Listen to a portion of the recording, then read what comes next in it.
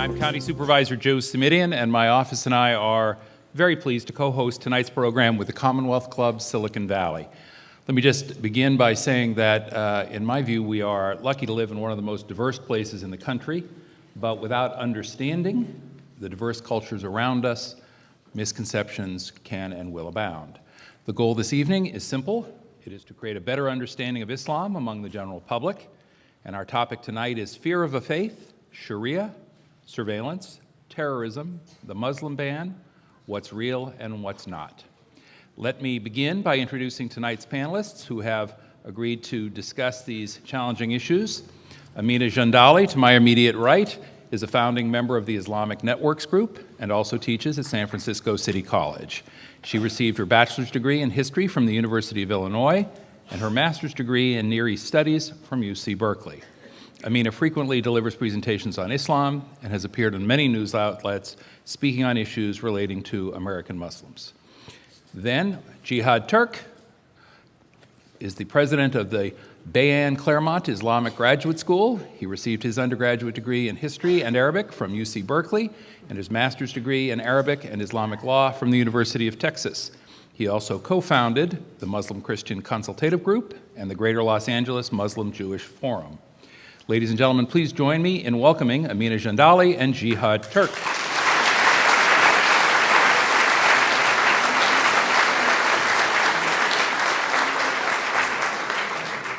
Thank you. As those of you who were with us the first time will know, this is a respectful conversation, but also one in which I will try and dig deep and make sure that we ask the questions that you would have asked had you been sitting in the chair, and then of course there will be time for your questions as well.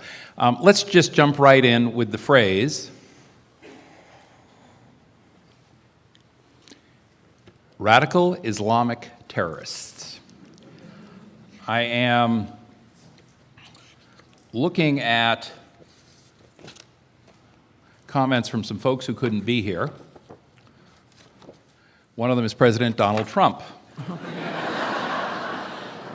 who in his inauguration speech said, "We will unite the civilized world against radical Islamic terrorism, which we will eradicate completely from the face of the earth." The name that has been much in the news lately, of course, is that of General Michael Flynn. General Flynn was the director of the U.S. Defense Intelligence Agency under President Obama. What happened to him? No. Hold that thought, Jihad. And he was most recently the National Security Advisor for President Donald Trump. And he said in a speech just last year, "We are facing another ism, just like we faced Nazism and fascism and imperialism and communism. This is Islamism. It is a vicious cancer inside the body of 1.7 billion people on this planet, and it has to be excised." And in a book that he co-wrote called The Field of Fight, says, "It is no accident that radical Islamists in America are pushing very hard and very systematically to gain legal standing for Sharia and to forbid any and all criticism of Islam. These are all steps toward creating an Islamic State right here at home." Now, I want to focus on the use of the phrase radical Islamic terrorism, and I want to close by noting that there is a difference of opinion within the current administration. H.R. McMaster, President Trump's current national security advisor, has been quoted as sharing the notion with his staff that the label, quote, radical Islamic terrorism is not helpful because terrorists are un-Islamic. Quote, "Muslims who commit terrorist acts are perverting their religion," end quote. All right, with all of that as background, and thank you for your patience, radical Islamic terrorists or radical Islamic terrorism, is that a useful phrase or not? Is it a helpful phrase or not? Is it an accurate phrase or not? And let me just press a little right at the outset. If the Islamic State, as one example, has the word Islamic in its name, purports to carry out its violent acts in the name of Islam, and describes itself and its members as Muslims, why would it be incorrect to use the phrase radical Islamic terrorists? Who'd like to start? Well, I'd just like to talk about our work at ING with the media around this issue, because when we started working with the media almost 24 years ago, that was one of the issues we brought up, the fact that when they say the word Islamic terrorist or Muslim fundamentalist, they are not using that same methodology when they talk about other groups. So you don't see the word Christian fundamentalist or Christian terrorist, for instance, when people are talking about the war in Bosnia or even talking about the IRA. So how is it appropriate to only use the religion when we're talking about Muslims if we're not going to do that across the board? Now today, this aside, people hear the word terrorist and they automatically assume it's a Muslim. And in fact, one of the things that Muslims will often do when they hear about an act of violence, they will watch the news report, and if they hear the word terrorist, they know immediately it's a Muslim. If they hear the word lone wolf or mental or some of the other phrases, they know it's not a Muslim. So the word terrorist itself has become a loaded word that is used only for Muslims. Jihad? I tend to agree with McMaster on this one. And the reason why is because under the previous administration, there was a summit that was convened at the White House on countering violent extremism. And this is kind of the backdrop of why this is a contentious issue, because it became politicized. Obama was accused of being soft on terrorism because he refused to use the expression radical Islamic terrorism. And so when he convened this summit, the summit focused, generally speaking, on the issue of violent extremism, whether it's white supremacist groups, other kinds of terrorist organizations, as well as those who claim to be Muslim and terrorists.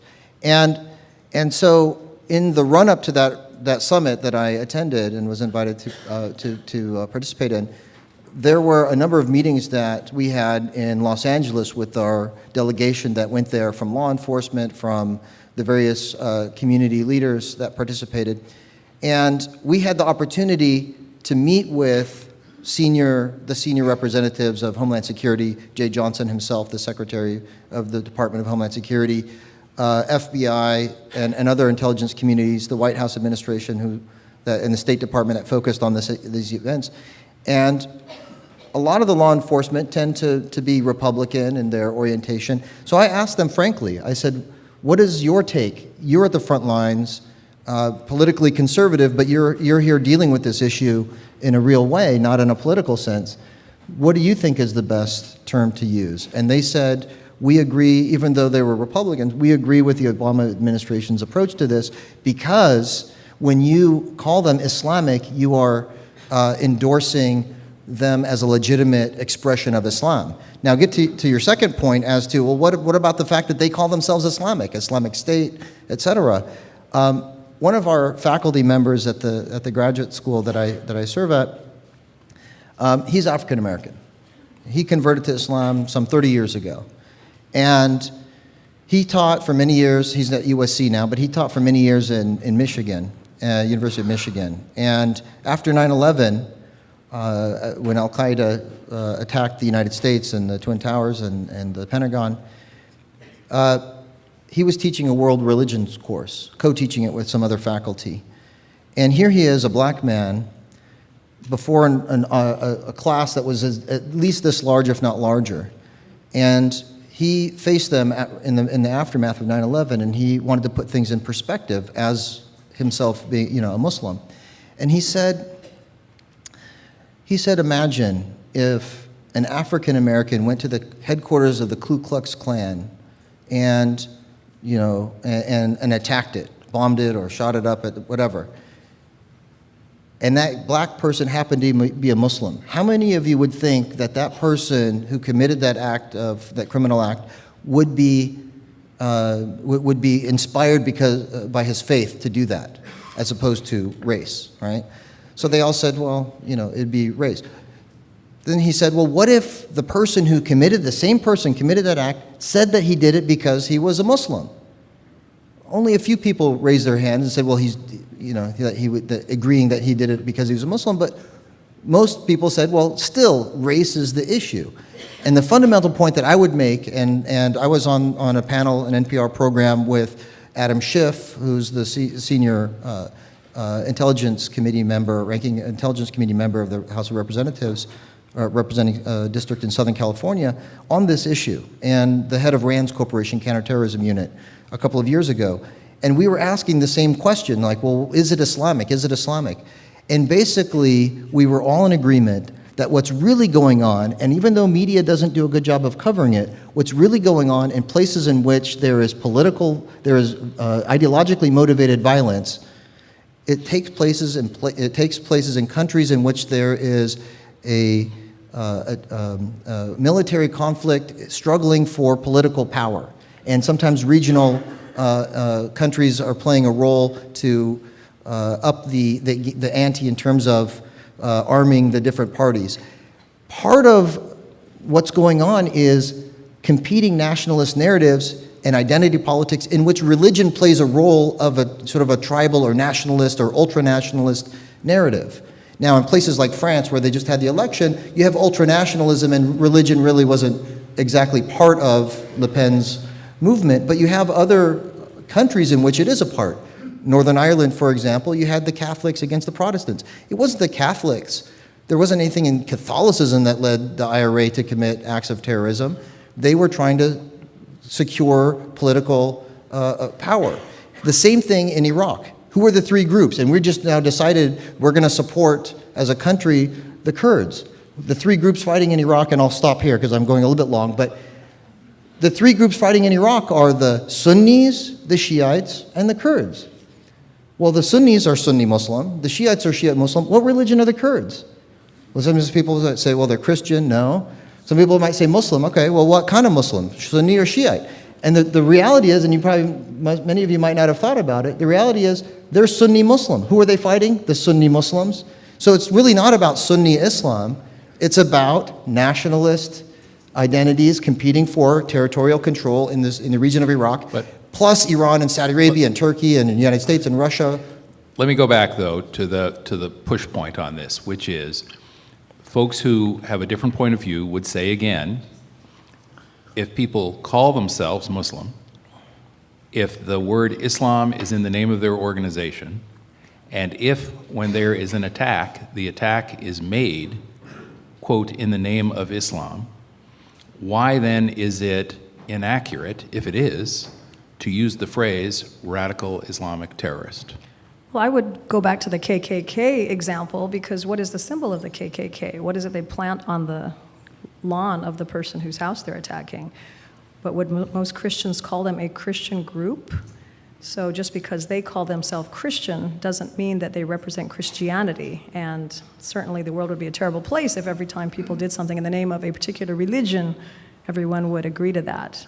Slavery itself, if we look at the history of slavery, you had proponents of slavery quoting the Bible, and you had abolitionists quoting the Bible. Who were the true Christians?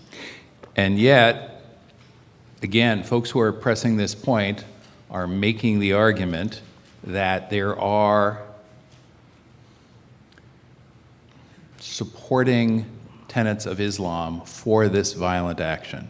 So not that I'm recommending it as a source, but if I were to go to the Politically Incorrect Guide to Islam, which I know our panelists here are familiar with, which purports to be a New York Times bestseller, Chapter 2, The Quran, Book of War, and I'm quoting, "The Quran is unique among the sacred writings of the world in counseling its adherents to make war against unbelievers."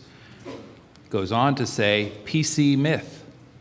The Quran teaches tolerance and peace.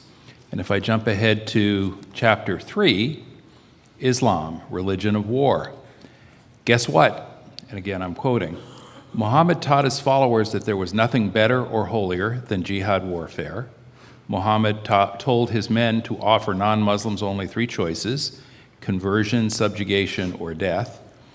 And these teachings are not marginal doctrines or historical relics. They are still taught in mainstream Islam." I'm guessing you have a different point of view. Well, first of all, my name is Jihad, so I don't have any objection to jihad, which is a beautiful thing. And as I said in my last presentation, my father gave me the name jihad and told me it was, the meaning of it was the struggle to do the right thing, and it was always something I tried to live up to. Jihad doesn't mean fighting and killing people. It means the struggle to do the right thing, and usually that takes place through social engagement, charity, also inner reform and character building, and on occasion it could also include just war. Like in Catholicism, we have a just war theory. There are times in which, even as a nation, we justify military action. Not that we are bloodthirsty as a nation, but there are times in which we need to defend our borders. And so I'm not suggesting Islam is a pacifist religion. In fact, I'm going to scare you a little bit before I unscare you, and actually quote from chapter 2 of the Quran. I took out my iQuran app. I'm not searching through my emails. And I'm going to quote you probably one of the most oft-cited verses in certain certain blogs that have talking points against Islam. And it's a verse that says, this is chapter 2, verse 191, وَاقْتُلُوهُمْ حَيْثُ ثَقِفْتُمُوهُم, which is the Arabic, the original Arabic. And in translation it reads, kill them where you find them. It literally says that, kill them where you find them. And when you hear that verse, it's scary, right? Because you're assuming that the them, first of all, are Christians and Jews, which it's not. And you think that that's kind of the mandate. However, to read the entire context, what this verse is saying is speaking to Muhammad and his companions at 1400 years ago in Arabia regarding the tribe that it declared open warfare against them and tried to limit the practice of their faith. They were kind of a marginalized community and an oppressed community, if you will. And so they were under siege by this oppressive sort of tribe, very powerful tribe in the Arabian desert, and they had declared open war on the Muslims. And so the Prophet, for 13 years of his life, practiced nonviolence. Some of his followers were tortured and killed and mistreated. And this verse came and it said, okay, when you encounter the enemy, you can fight them. However, to read the larger context, if your enemy is inclined towards peace, make peace. Nowhere in the Quran does it say to kill Christians and Jews. It's not in the Quran. And the mandate here puts peace as the principle and military conflict as the exception. Now, kill them where you find them is not a commandment for terrorism either. This had to do with a tactical instruction that when you encounter an enemy on the battlefield, don't turn and run, you fight them where you encounter them. But if you read the 1400 years of Islamic law or Sharia regarding issues of warfare, the jurisprudence surrounding the issue of warfare, it also says that you cannot kill a non-combatant, you cannot kill a woman or a child or an elderly person. You can only engage in battle according to the rules of engagement with people who are engaging you on the battlefield. And so all of this idea of terrorism, which is a modern phenomenon that predates Islam's involvement in terrorism, you could look to many different conflicts around the world in which terrorism is invoked as a tactic, is not an Islamic idea and is in fact an affront to Islam. So with regards to radical Islamic terrorism, I would say yes. We are in a battle for the hearts and minds. And people who are trying to invoke Islam to justify these acts, it's an affront to me as a believing Muslim. It's very offensive and upsetting. And some of you might say, well, how come we haven't heard you say it? Well, we've been shouting it from the tops of our lungs at every opportunity we have. And we appreciate the opportunity here. And we appreciate your attendance and your interest in hearing us. But we haven't been able to break through because when you have a graphic video that ISIS produces in which they're cutting off someone's head, that gets play on the 24-hour news cycle ad nauseum, where someone's saying, no, we condemn that. That doesn't get airtime. Amina, anything else on this subject? Well, my father hails from India, which was ruled by the Mughals and other Muslim rulers for some 8 centuries, and yet Muslims today are 13% of the population. Now, given that there was a partition, so the Muslims went to Pakistan, so we could up it to maybe 50%. But if indeed what Robert Spencer said is correct, how did all those Hindus survive? How were they able to still be Muslim? If you look at some of the areas in the Middle East, and I actually lived in Jordan when I was in high school, and there's literally a church next to every mosque across the city that I lived in, Amman. The church, the most holy church in Palestine, is actually, you probably know Sayyid Nusayba. It's held by two Palestinian families. One of them is the Nusayba family because the Christian families were fighting over who gets to open it, and they have that honor to open it every morning and close it. In Lebanon, the population is 30%. In Bosnia, we heard about the Bosnian War. Well, how did the Serbs and the Croats survive? So geographically, historically, it's actually not correct. If you do look at Europe, however, you don't find a lot of Muslims left because, as we know in Spain, Muslims and Jews were actually given a choice to either convert or leave, and many of the Jews left to Muslim countries where they lived in comparative peace. Obviously, anything like a modern citizen and the rights that they have was not available. Me and Jihad, in addition to being Cal Bears, yes, I know the last two you had some Stanford. You're across the street Yeah, I was from gonna say, Stanford University. we're not in I'd friendly watch your territory here, geography. Amina. There you go. We both have mothers who are Christian, actually, and that's another thing. If indeed you are commanded to kill the disbelievers, how do you marry a Christian woman, which is allowed, and actually a Muslim man is required to treat his his non-Muslim Jewish or Christian wife with total respect, taking her to church, allowing her to worship as she chooses. He cannot force his religion upon her. So the idea of Ahl al-Kitab is actually something quite unique in the Quran. There's two actions that kind of derive from the concept of Ahl al-Kitab, which is people of the book, generally defined as Muslims, Jews, and Christians based on Quranic verses, but you can also eat the food, which is generally assumed to be the meat of the people of the book. So it's actually a jurisprudence point that there's two valid types of meat that Muslims can eat. One is halal, which is like kosher. The other is meat that was prepared or butchered by a Christian or a Jew. So that is actually something quite unique among religions, and he obviously doesn't acknowledge that. So if we were to put aside for a moment the issue of violence and terrorism and move then to what some folks refer to as political Islam. And as both our panelists know, there are folks who make the case that Islam is as much a political system as it is a religious set of beliefs. One of the names that I know is, again, common to our two panelists, Ayaan Hirsi Ali, who is the author of Heretic and I believe Infidel before that, a best-selling author, was recently interviewed just last month in the Wall Street Journal. And I'm going to quote from the article, and the article says, America needs to be on full alert against political Islam because, quote, its program is fundamentally incompatible with the U.S. Constitution, end quote. And then the article goes on to say, fundamentally incompatible with religious pluralism, the equality of men and women, and other fundamental rights, including the toleration of different sexual orientations. Islam, the religion, in Ms. Hirsi Ali's view, is a Trojan horse that conceals Islamism, the political movement. And in her most recent book, Heretic, she says, it is foolish to insist, as our leaders habitually do, that the violent acts of radical Islamists can be divorced from the religious ideals that inspire them. Instead, we must acknowledge that they are driven by a political ideology, an ideology embedded in Islam itself, in the holy book of the Quran, as well as the life and teachings of the Prophet Muhammad. Let me make my point in the simplest of terms. Islam is not a religion of peace. So we're talking about now Islamism as a political movement, Islamism as perhaps made manifest by groups like the Muslim Brotherhood,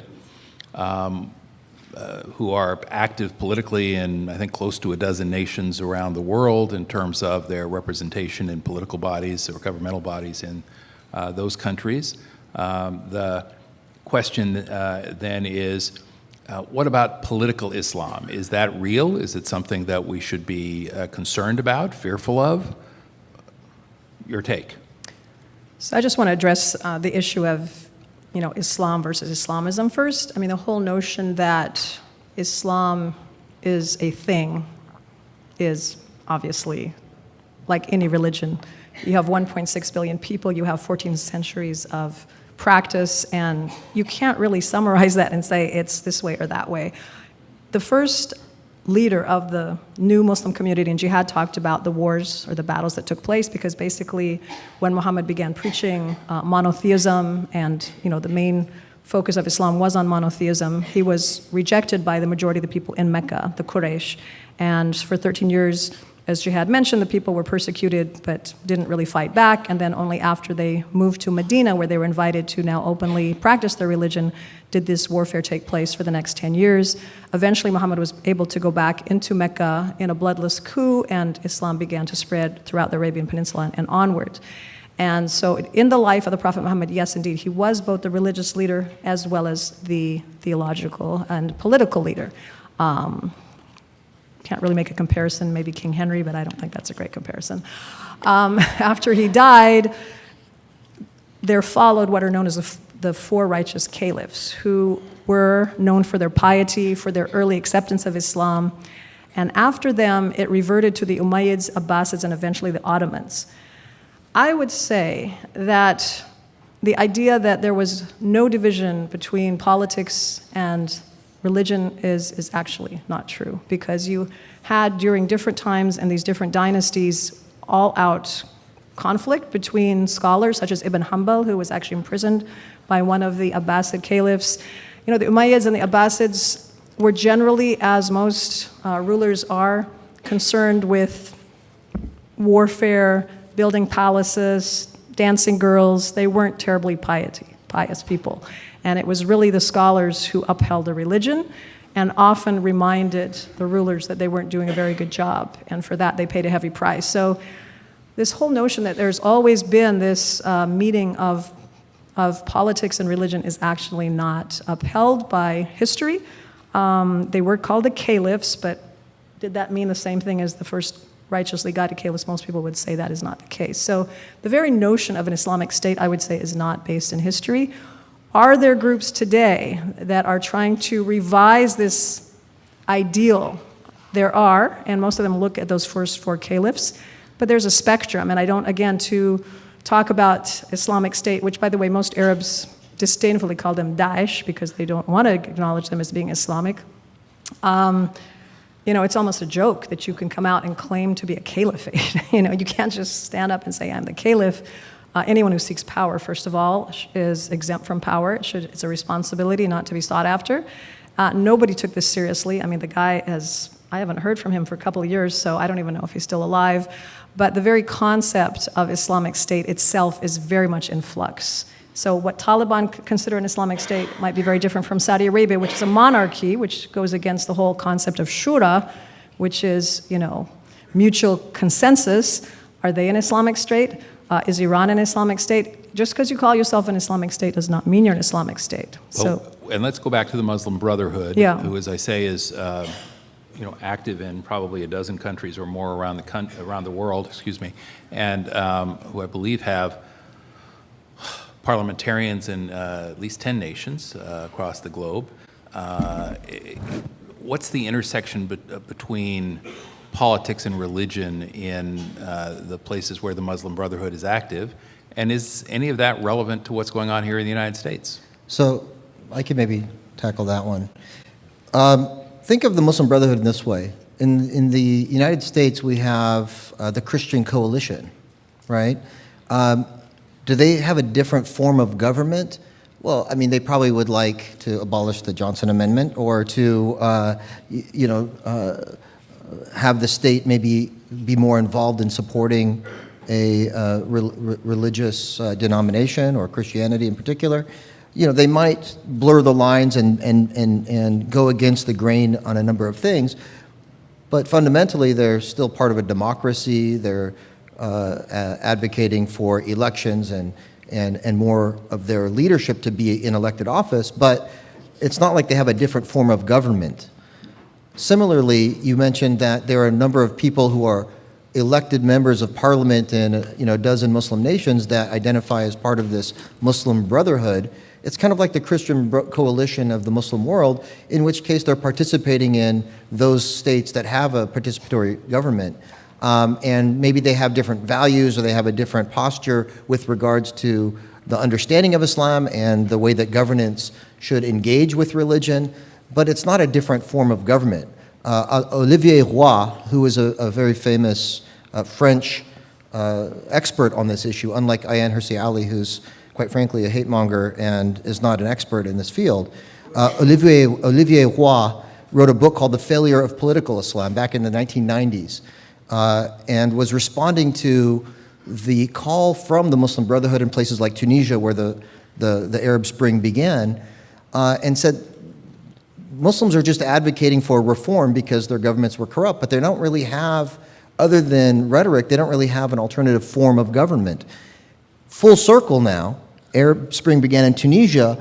The main person who was leading the Islamist movement, Rashid al-Ghannouchi, last year acknowledged that there is no Islamic form of government, renounced Islamism, and said, we are now going to simply be a political party as part of the, of the network of political parties, or the spectrum of political parties that exist in Tunisia, and has foregone this claim that they're somehow an Islamist political party.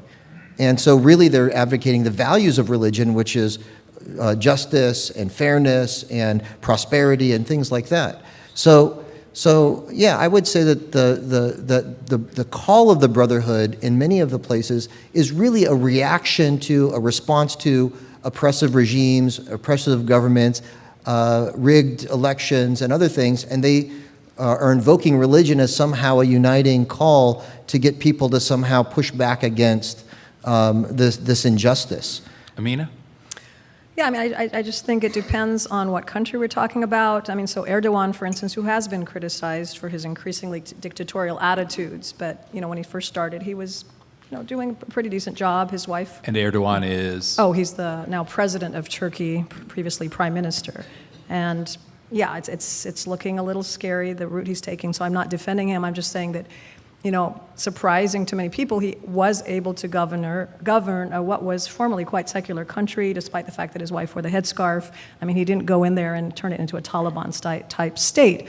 I do have Egyptian friends who, were very happy when Morsi was overthrown because they were worried about the Taliban. So I guess the issue is not so much political Islam, quote unquote, it's what kind. There's a spectrum of interpretation, a spectrum of practice, and even among those who believe that there is a place in politics for religion, they're not all the Taliban, is what I'm trying to say. Well, let's make the transition then. We've talked about violence and terrorism, and we've talked about political systems.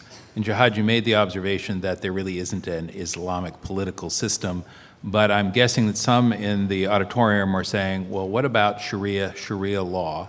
And as I'm guessing many here have had occasion to read over the last decade, at this point, well over half of the states in the country have had legislation introduced that was an effort or an attempt to prohibit the use of Sharia law in state courts. And while I think many folks would say, well, is that a real issue? Is that a threat? What's that about? Proponents come back and say, well, in fact, in state courts, particularly in divorce or custody matters, people invoke their religious beliefs, including Sharia, in certain commercial transactions, again, that take place in a situation where they're governed in theory by state law, but folks who end up in court may then argue that Sharia should guide the outcome or the disposition of a dispute on a commercial transaction. Doesn't that mean that there is some legitimate basis for concern about a creep towards the use of Sharia law, provisions of Sharia law in what is otherwise a secular judiciary? That's the argument that people make. All right. Amina, who would like to start on this one? I can take this one. So I studied Sharia for my graduate degree. It was, Islamic jurisprudence, fiqh, or Sharia. I mean, that's what I did my master's degree, and I did 8 years towards my PhD at UCLA. Still not finished. This is my field of expertise. What's happening in Oklahoma, for example, where they did pass a constitutional amendment to prohibit Sharia, which, by the way, was overturned by the Supreme Court of the United States, what was the reason why it was introduced wasn't because of legitimate concerns about Sharia being invoked in divorce courts or transaction courts.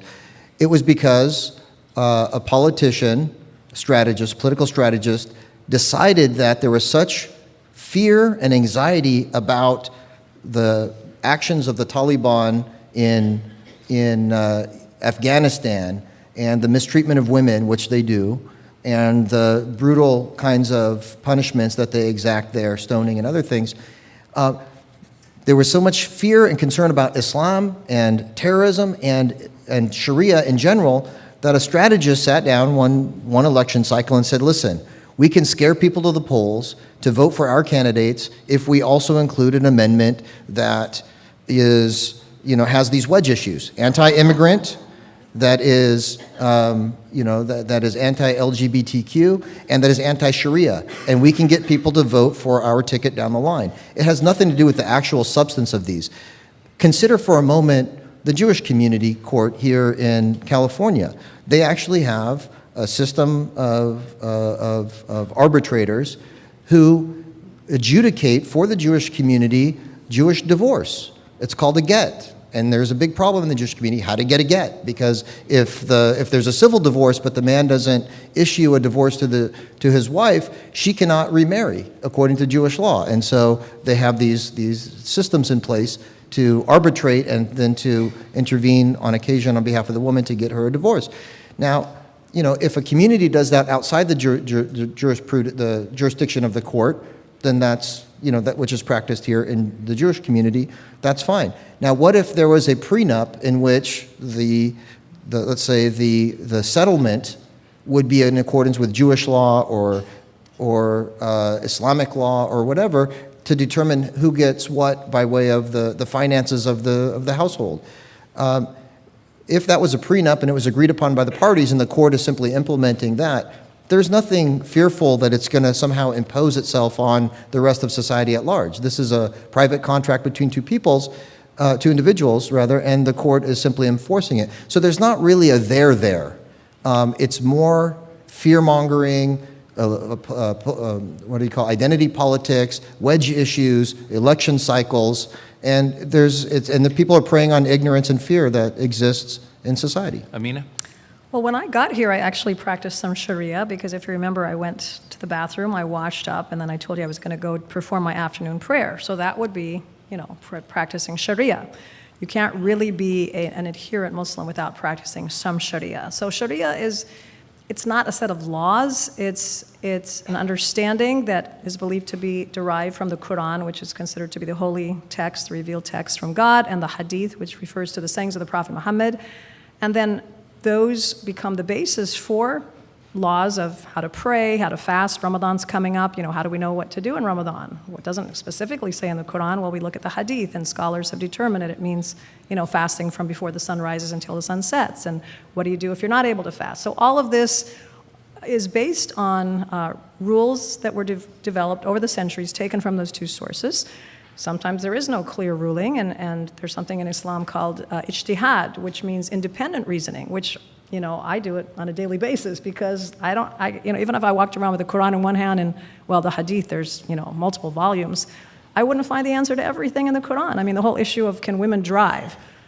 There is no verse in the Quran that says, thou shalt not drive, right? So what do the scholars say? Well, first of all, there's a principle in Islam that if there's not a specific prohibition, then it's allowed. But that's not enough for some people. So you could actually make the analogy that the Prophet Muhammad invited a woman to ride on the back of his camel, which would be comparable to, a car today. And yet the Saudis uphold this. I don't know if they think they're citing Islamic law. I think it's more of a custom because in the rest of the majority Muslim countries, women are allowed to drive, although it's sometimes quite risky because the way people drive is crazy, which is a different story. So at the end of the day, I think the word Sharia is, as Jihad said, kind of a scare word. And there were similar times in our history when, it was predicted that the Pope was going to take over the White House, and that if people practiced magisterium or if people practiced halakha law, we would lose, our Constitution. Well, we need to have more faith in our Constitution that it can ride out these, threats. And Muslims are 1% to 2% of the population. To believe that they could actually implement Sharia in America, which is giving them a little too much power. Well, of course, the folks who have been making this case in, as I say, more than half the states in the country, have done it in a variety of ways. Some have specifically called out Sharia, and quite purposefully, quite deliberately. Others, of course, have made the case that they are introducing legislation which is neutral on its face, that does not mention Right. any specific More recently, religion, yeah. and that it is simply an effort to underscore that no religious law or foreign law contrary to the Constitution of the United States shall be considered in a state court setting. Why should that be disconcerting? Because it clearly... Yeah, well, first of all, the campaigning around it is the disconcerting part. That, on its, in its face value, is nothing wrong with it, but it's redundant. I mean, you don't need a law to say that anything contradicts the Constitution shouldn't be considered. If it contradicts the Constitution, it shouldn't be considered already. You don't need a law to say that. Let's not mistake what's really going on here. This is identity politics, fear-mongering, wedge issues, scaring people to the polls, and preying on people's fear and ignorance. So, if they become more subtle in the language, it's only so that they could pass the legal challenges, which they failed on many occasions, but the campaigning around it is no less vitriolic and bigoted. And so, and if you look at more than half the states, what states are we talking about? We're not talking about Democratic majority states.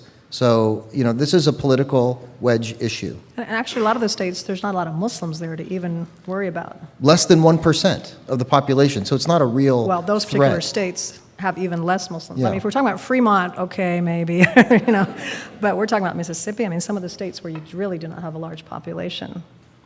So for the last 30 minutes, I have made a point of poking you and asking you some questions as a devil's advocate, perhaps. You were trying to see an angry Muslim up here, weren't you? Well, you actually anticipate my question to some extent yet, because the question I want to ask is, how does it feel to have to answer these questions? No one asked me these questions. Well, no one asked most of the folks who are in the auditorium today these questions. So how does it feel to have folks asking these questions and to make you feel like you're in some way obligated to answer them? So I'll tell you my personal experience. So I'm an American kid from Arizona who grew up with an exotic name that people did not associate with Islam back in the 70s when I was born and raised. And it wasn't until after 9/11, I was already at graduate school at UCLA doing my doctoral work, that people started in the general popular consciousness of America making the association with jihad and whatnot. I don't look too Muslim-y. As I said last time, I kind of kept a little bit of a stubble to make me look more Middle Eastern. My mom's, Caucasian American from Oklahoma. My dad is from Jerusalem. He's from the Holy Land. He's Palestinian.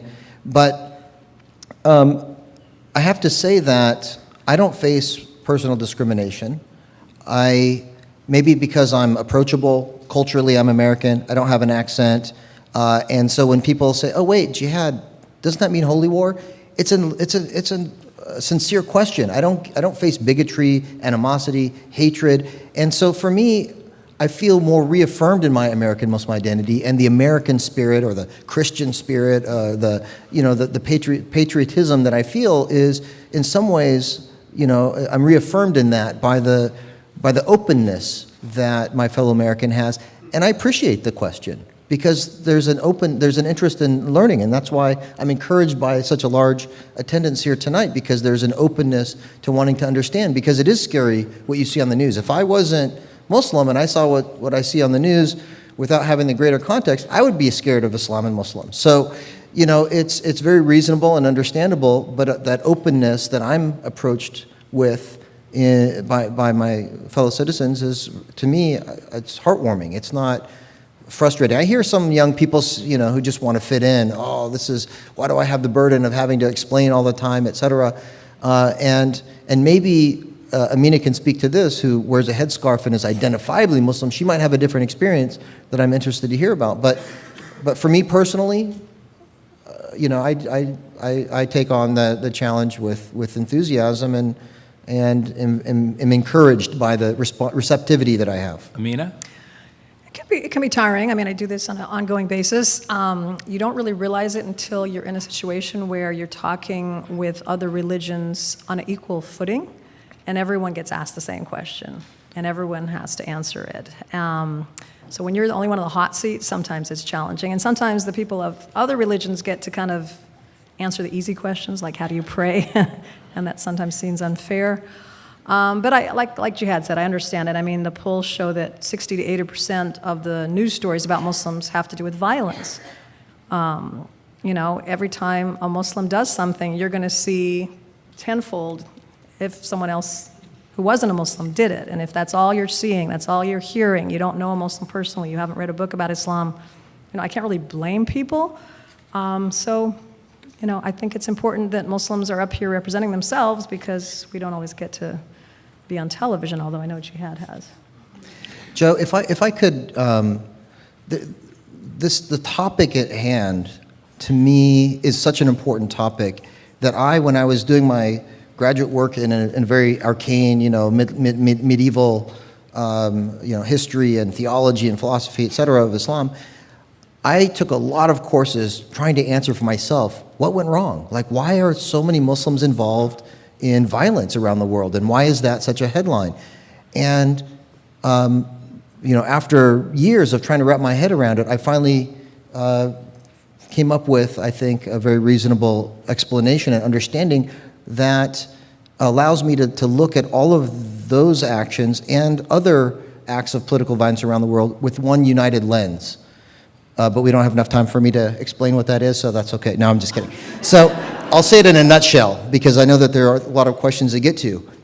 The conclusion that I came to is that what we have here is not really religion, and the Islamic religion in particular, manifesting itself in a violent way. What we really have here, if you look at all the places in which there is violence in the name of religion or violence in general in political conflicts, you will find that what you have is a competing nationalist narratives within the borders of a nation state.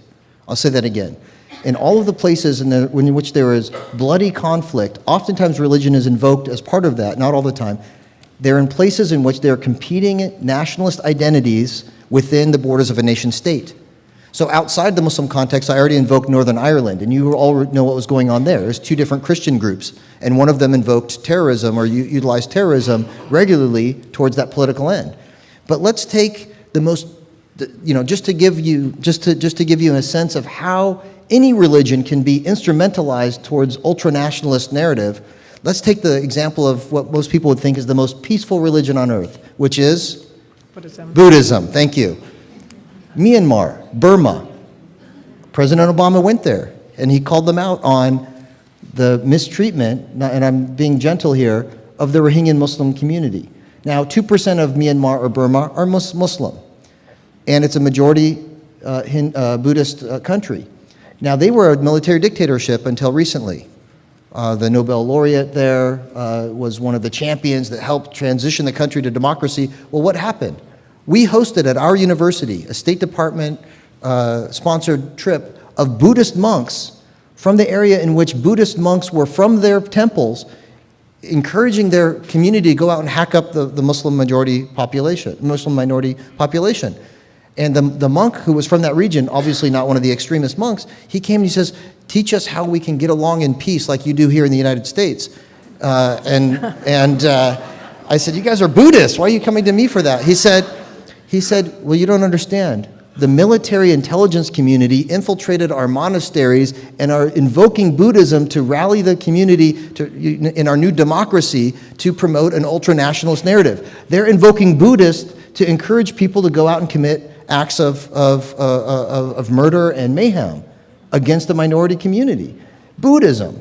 There's nothing inherent in Buddhism that leads to that. It's ultra-nationalist narrative in this transitionary political environment. So if you can do that with Buddhism, you can do it with Islam, and that's what we are arguing is happening really with Islam. It's not really Islam itself. It's the way people are invoking it for other political ends. So I've asked you both how you feel about having to answer these questions or being asked these questions. Let me take it a step farther. Just within the last few months in the news, there's been a new settlement in New York City with the New York Police Department around surveillance issues there. As you know, there has been a long, contentious relationship between the police department and the Muslim community in New York, as well as other groups, around issues of surveillance, Muslim mapping, as it is sometimes called, the use of infiltrators. What's your take on that? Folks who are concerned about radical Islamic terrorism would say, well, if that's the source of the terrorism, those are the folks we should be watching.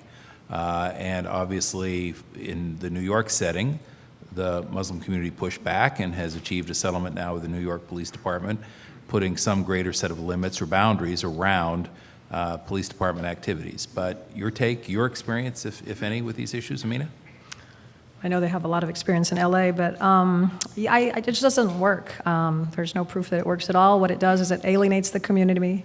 It makes them fearful. It makes them distrust law enforcement, which is absolutely the worst thing to happen. I mean, if you have people, and we know that the immigrant community in general now are not as eager to call the police in case of a crime, in case of domestic violence. It is those police departments where they've gone in and reached out to the Muslim community and other communities and got to know them and broke bread with them, that they're going to have a lot more success. And in a lot of these cases where they actually were able to apprehend terrorists, it was Muslim community members who came forward because they had that trust. They didn't worry that if they were going to turn over somebody, they themselves might end up being arrested. So I think it is not shown to work, and it makes people very paranoid. Yeah, and briefly, please, because I want to get to the audience. I agree with questions. Amina, and I'll stop there. All right. I want to go to your questions, and thank you. We have a lot of them. I think the first 2 or 3 questions I would summarize this way. How can we be assured that you two are representative and not just moderate Muslims who are here, but unrepresentative of the larger Muslim community, either in the United States or across the globe? That's I represent all Islam. No, I'm just kidding. Well, there was a book actually written and researched in the days after 9/11. As the story goes, Dick Cheney, remember those days, Dick Cheney, after 9/11, convened a meeting of some thought leaders in the White House, and they were, amongst the questions that were asked was, what does the Muslim world think of 9/11 and the terrorist attacks there? And someone said, we don't know. It's not like we have a Gallup poll of the population there. Well, the head of Gallup was one of the people around the table. And so he said, all right, let's embark on a study. He did Gallup did a 6-year study of the entire 1.7 billion Muslim population in the world. And over that 6 years, statistically representing the entire community, asked questions about what do Muslims think about democracy, about freedom, women's rights, human rights, all of these kinds of things. And that book was published. And it's entitled, Who Speaks for Islam? What 1 billion Muslims actually think, or really think. And it was published by a Georgetown University professor, John Esposito, and Dalia Mugahed. And the answer is? You have to read it and find out. No, the answer is, what you find in that book is reflected in what Amina and I are saying here on stage. Muslims want for their kids what you want for your kids. They like democracy as much as you like democracy as a form of government.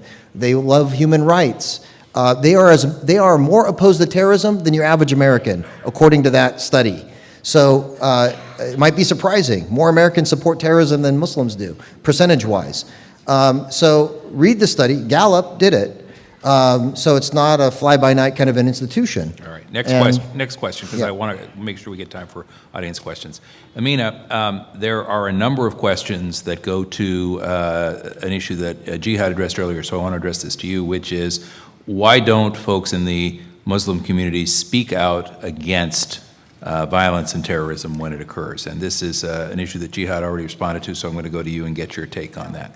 Well, that's a question I get a lot, and it's absolutely not true. And in fact, there is a young girl, I don't know if you read the article, I can't remember her name, she got so tired of hearing Colorado, this. yeah. What is it? She was in Colorado. I don't Colorado, remember her name yeah, she was either, at UC A Boulder. I was student. actually born in Boulder myself. So if you just Google young girl and terrorism, she found almost 6,000 condemnations of terrorism, against terrorism, and she made it into a website. The website that I'm more familiar with is called The American Muslim. And this is Sheila Musaji, who has been collecting condemnations. And if you go there, there's a whole section on there. So it's absolutely not the case. With regard to ISIS, there was a letter written by 100 scholars to the so-called Caliph Baghdadi, calling him out specifically for the atrocities that they're committing. And that has been signed by, I believe, 300 scholars now to date. And in India, you had a meeting of 10,000 people to condemn ISIS. So unfortunately, as we know with the media, if it bleeds, it leads. You could have a peaceful protest and the media will not show up. As soon as someone hits the other person, you'll have the media there in a heartbeat. It's not as Speaking of interesting. peaceful protest, Yeah. the question is, why hasn't there been a million Muslim march against terrorism? Yeah.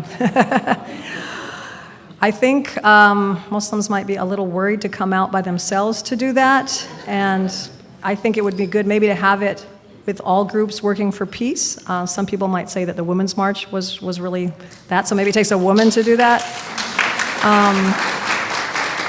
There are a number of questions about who speaks for Islam, and I think we've addressed that question. There are at least 2 or 3 questions about whether or not Islam condones the stoning of women and under what circumstance. Yeah, so you know that verse in the Quran about stoning women, right? You guys have all read that, right? Raise your hand. All right, it's actually not in the Quran. It's in the Bible. I'm not joking. I'm not joking. So the issue is, you know, does Islamic law mandate the stoning of women? And historically, it was technically part of the law, although it was almost never carried out. And the modern scholars, people like Tariq Ramadan, who is a leading Muslim intellect who's based out of Qatar and also teaches at Oxford. He's European, he's a European Muslim. He's advocating for something called the suspension of these kinds of legal punishments like stoning or other kinds of medieval practices of punishment. So they exist in the books, but they're not a real part of Islamic mainstream practice anywhere in the world today, other than in places that are run by groups like ISIS or the Taliban, which are not reflective of the majority Muslim position on the issue. Amina, on this point, and also we have some questions about honor killings of family members. Well, I just want to expand a little bit on Please. adultery. You know, even if it is not in the Quran, the stoning, it's related in some prophetic sayings, but the actual punishment that is laid out in the Quran is 100 lashes. However, first of all, it's for men and women, they're treated equally. Second of all, you have to have 4 eyewitnesses to the act, and anyone who claims that they witnessed it without having those 4 witnesses, they themselves are subject to punishment. So it's quite serious to bring forth that claim, and there are no accounts of that happening in the lifetime of the Prophet Muhammad except if people confess themselves. So I'm highly doubtful, highly suspicious that in places like Saudi Arabia or under the Taliban, if they're actually following the protocols, which is why I think Tariq Ramadan called for the moratorium. In terms of honor killings, there's actually as I said, the verse in the Quran that says if you even speak ill of a woman, you yourself are subject to punishment. So that would do away with honor killings because they're not only speaking ill, but they're carrying out murder, which is the most serious crime that you can commit against any person. God made life sacred, so suicide is forbidden, taking a person's life is forbidden, and vigilantism is also something that is not part of the Islamic ethos. That would be something that would be presented in a court of law, and they would have to come to a decision. You wouldn't take the law into your own hands because that would be considered murder. So honor killings are more of a cultural practice. They exist in many Muslim-majority countries and also in some countries that are not Muslim, for marrying outside your caste or marrying outside your tribe. They also exist in parts of South Asia as well as some Christian Arabs. And it's an affront to Islam, and it's practiced even in places like South America and other non-Muslim countries. So It's cultural and tribal, not Islamic. I want to squeeze in one last pair of audience questions, and then I have a final question for you. And the audience questions go to the issue of non-believers. How should they be treated? Mm-hmm. And does the Quran call for war against Jews and Christians? So for the non-Muslims in the audience, and I suspect that's a significant majority, how does Islam apply to the view of the Muslims and the behavior of Muslims? So I'm going to say something that might be a little bit surprising to people here. The Quran not only gives protection or grants protection to Christians and Jews and others, but even though the Islam and the Quran has exclusive truth claims, God is only one, and the values are pretty much shared with Christianity and Judaism, but God is only one, there's a day of judgment, heaven and hell. Nonetheless, in chapter 2, verse 62, if you want to look it up, the Quran says that Christians, Jews, and others have the possibility of even attaining salvation. Heaven is not exclusive to Muslims, according to the scripture of the Quran. So if heaven is even a pathway that is open to Christians and Jews, in the hereafter, right, then here in this world, we are mandated, according to the Quran, to treat each other with mutual dignity and respect. And then you also asked one other... apostasy. Go ahead.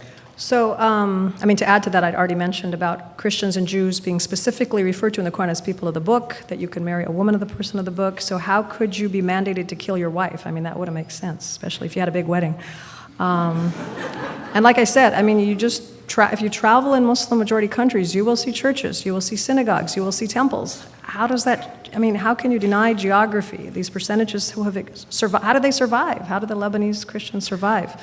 If you look at Arab Americans in this country, people like Ralph Nader, Donna Shalala, those are Lebanese Christians. A lot of them came here at the turn of the century, but they survived for 14 centuries. In terms of apostasy... Ralph Nader is not that old. No, I'm just kidding. Apostasy, there are Muslim-majority countries who have apostasy laws on their books, which are, reprehensible, and there's been work to try to change that. And there is a verse in the Quran that talks about somebody who accepts Islam and then leaves Islam and comes back to Islam, which makes it very clear that if they left Islam and survived, how were they able to come back? There's also a chapter towards the end of the Quran, say, "O you who don't believe, to me is my faith and to you is yours," and it repeats it multiple times, actually. It's one of the early verses that children actually learn. So there's also a verse in the Quran that says there's no compulsion in religion. So again, cherry picking, you have 6,000 verses, you can cherry pick and say, well, this verse must mean that, this verse must mean this. How people interpret any religion, any sacred book is really based on how tolerant, how enlightened, and what kind of people they are. So at the end of the day, more work definitely needs to be done in many of these Muslim-majority countries to reach an understanding of a pluralistic, tolerant version of Islam that I believe, and I know Jihad believes, is possible if you look at many of the verses of the Quran. And we can always look back at a magical time called Andalusia, when Jews, Christians, and Muslims lived and worked together and created a beautiful civilization. So what is Islam? 1,400 years of history. Pick a certain point. You can't really put it in a nutshell. All right. Unfortunately, we've reached a point where we have time really for one last question, and I'm going to ask both of you to respond, first Jihad and then Amina. What's the single most disconcerting, irrational fear of Islam that you have encountered and would like to ask folks to put aside, in your judgment? So there are two about equal. One is that Islam mistreats women and Islam is violent. I would say that there are Muslims who mistreat women, and that's abhorrent, and Islam, when understood correctly, should uphold women and the status of women to be equal of that of men. So Islam, when understood correctly, is a feminist movement, and not just my opinion, but the opinion of scholars historically. Secondly, that Islam is a violent religion, and I would say some people invoke Islam in committing acts of violence. The number is very small, although it gets a lot of press coverage. I met with the head of the FBI who told me, he said that the percentage of Muslims around the world and here in the United States that are supportive of ISIS or groups like ISIS is infinitesimal, 0.002%. Please. 0.002%. However, the impact is quite significant in that it gets a lot of headlines, and usually there's spectacular acts of terrorism. So we need to give it a lot of attention. But to answer your question, it's simply that we as Muslims are at the forefront of identifying those people who are espousing an extremist ideology, and we are best equipped to help protect our country against those who want to do it harm, who identify as Muslims. Amina, single greatest disconcerting, irrational fear of Well, Islam? he touched the most common terrorism in women, but what I find is that people look at Islam and look at Muslims and see them as exceptionally violent, exceptionally anti-women, exceptionally whatever the term is that is negative, and you insert it. So to give you an example, we don't do the same thing, and you can, look at news stories now and spin it a little bit. There was a man who walked into a school in San Bernardino recently and shot his wife because I believe she was going through divorce proceedings. If that had been a Muslim, you can imagine how that would have been spun, because it's not only an honor killing, it's also terrorism. It turned out that he was actually a Christian preacher, and yet the media did not pick up on this. And so when Muslims commit the same acts that a Christian, Jew, Buddhist, or Hindu does, the view is that they are exceptionally bad. And you can test yourself by just taking any news story and inserting a Muslim or inserting another in the place of a Muslim. And so that's what it is really challenging, the dehumanization that one feels that is specific to Islam. All right. Thank you very much, both. I hope all of you who are here this evening enjoyed this program brought to you by my office and the Commonwealth Club, Silicon Valley. Again, we would like to thank Amina Jandali and Jihad Turk, our audience here in Palo Alto, and those of you who are joining us on the radio and the web. And now, in keeping with the Commonwealth Club's practice, this meeting is adjourned. Thank you all very much.